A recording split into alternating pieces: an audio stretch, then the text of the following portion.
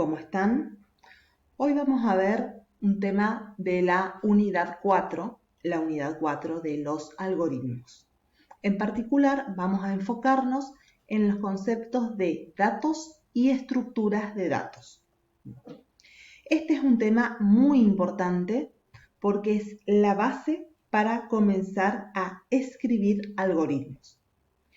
Vamos a partir de un concepto de algoritmo dado en la clase anterior, donde definíamos que era un conjunto finito de acciones o secuencia de operaciones que, ejecutadas en un determinado orden, resuelven un problema. Partiendo de esta definición, podemos decir que los algoritmos tienen tres características. Son definidos, confiables. Si yo ejecuto 2 veces con los mismos datos, se deben obtener siempre el mismo resultado. Por ejemplo, pensando en un algoritmo que resuelve una suma de 2 números, puedo decir que si como dato de entrada a mi algoritmo tengo 4 y 6 y realizo o ejecuto la suma de ambos, obtendré como salida 10, porque 4 más 6 es igual a 10, independientemente de la cantidad de veces que ejecute el algoritmo. Los algoritmos tienen que indicar un orden. Se debe seguir cada uno de sus pasos. Tal como lo vieron en el ejercicio de acciones, la ejecución de cada uno de los pasos seguía un orden determinado. Y además, un algoritmo es finito. Esto significa que termina en un número finito de pasos. Igualmente que en el ejercicio de acciones, teníamos un número determinado de acciones a ejecutar. Se comenzaba con un estado inicial, seguía la primera acción, luego teníamos un conjunto de acciones y estados intermedios y terminábamos con un estado final. Previo a esto teníamos la acción final.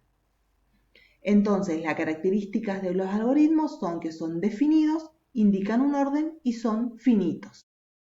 En este módulo vamos a usar como técnica para escribir algoritmos el pseudocódigo.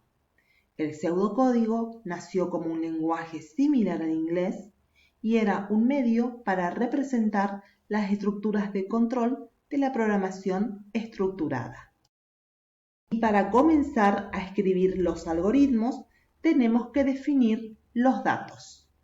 Los datos se definen como la expresión general que describe los objetos con los cuales opera una computadora.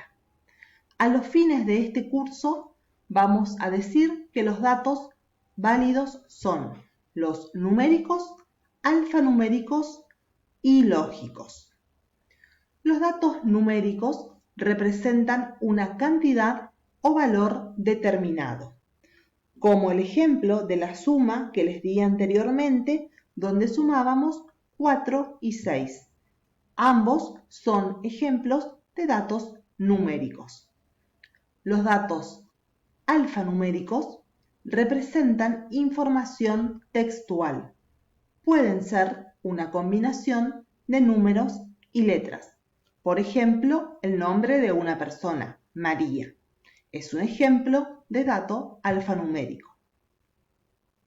Y también tenemos los datos del tipo lógico, que es aquel dato que puede tomar uno de 2 valores posibles. Por ejemplo, un dato definido como lógico puede tomar valor verdadero o falso. Para aclarar un poco más este concepto, veamos algunos ejemplos. El importe total de la compra de un supermercado. Yo voy al supermercado y la cuenta puede ser 1000,85, puede ser 3500, puede ser 154. Estos son ejemplos de datos del tipo numérico. El nombre y apellido de un empleado. Un empleado se puede llamar Juan Pérez, se puede llamar Soledad Ramírez, con lo cual tenemos información textual, con lo cual es un ejemplo de datos del tipo alfanumérico. La respuesta a la pregunta ¿el cliente es deudor o no? La respuesta es o sí o no, con lo cual tenemos un dato que puede tomar uno de dos valores posibles, sí o no. En este caso vemos un ejemplo de dato del tipo lógico. La patente de un automóvil. La patente de un automóvil puede ser, por ejemplo, AD 0145, LKS 854. Acá tenemos ejemplos de información textual donde combinan números y letras, por lo cual este es un ejemplo de datos del tipo alfanumérico. Está bien, estos datos se guardan en estructuras de datos simples. En este curso vamos a ver las variables y las constantes, que son estructuras de datos simples. Ambas estructuras son espacios de memoria donde se guardan los valores de los datos. Imagínense como analogía la memoria del celular, donde guardan sus fotos, mensajes. Bueno, acá vamos a hablar de guardar los valores de los datos. Entonces, estas estructuras son posiciones o lugares de la memoria donde los programas pueden almacenar información. Siendo ambas estructuras, estos espacios de memorias, la diferencia entre ambas es que en una variable guardo un valor que puede ser modificado en el transcurso de la ejecución del algoritmo. En cambio, en una constante no puedo cambiar el valor que tiene guardado. Permanece constante durante toda la ejecución del programa.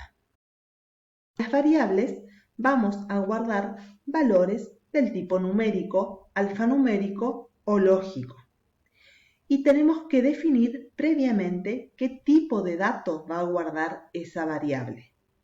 Porque si indico que en una variable va a guardar valores del tipo numérico, no voy a poder guardar después en la misma un valor de un nombre de una persona.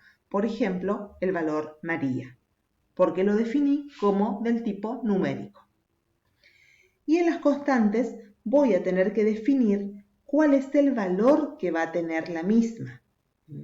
Puede ser un valor de un número, de letras, o de una combinación de ambos. Así, como dije anteriormente, a las variables hay que indicarle previamente qué tipo de datos van a guardar. Acá tenemos algunos ejemplos de variables: la variable A del tipo numérico, la variable B del tipo alfanumérico, la variable C del tipo lógico. Esto de variable y tipo de dato significa que en la variable A solamente recibe números. Por ejemplo, 7, 24, 8,37, pero no puede recibir un valor sí o un valor no. Lo mismo que el ejemplo de variable B del tipo alfanumérico, que recibe una combinación de números y letras o de letras solo.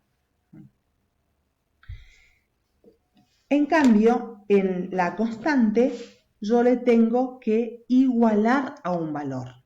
Acá tenemos como ejemplo la constante D igual a 145, la constante E igual a hola, la constante F igual a AD0875. Esto es así porque, como recalcamos, la variable puede cambiar de valor en la ejecución del algoritmo.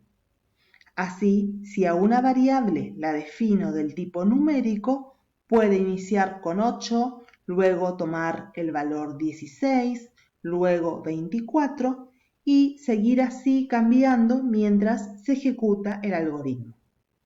Mientras que una constante definida, por ejemplo, d igual a 145, va a permanecer estable en el valor 145 durante toda la ejecución del algoritmo. Con esto terminamos el tema de datos y estructuras de datos. Después de este video tenés que mirar el siguiente que tratamos sobre operadores y operandos. Y no te olvides que como soporte tenés el apunte de la clase de la unidad 4 donde se explican en mayor detalle estos temas.